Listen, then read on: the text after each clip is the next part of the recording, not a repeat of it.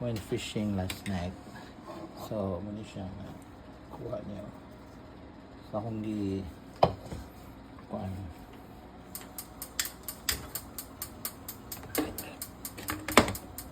Paksiw. I added some fresh garlic, onions, shuka, and then vinegar. Lots of fry ko na.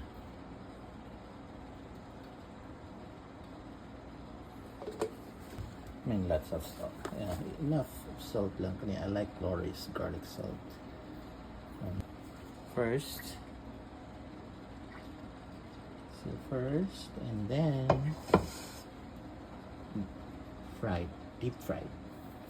Okay, I'll show you later. Hello guys, ito na ang outcome from paksiw to prito. Sarap. Look at that, huh?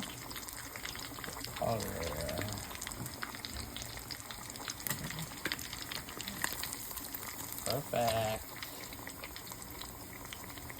Siya. Bukas naman, lutuin ko na talaga yung taon.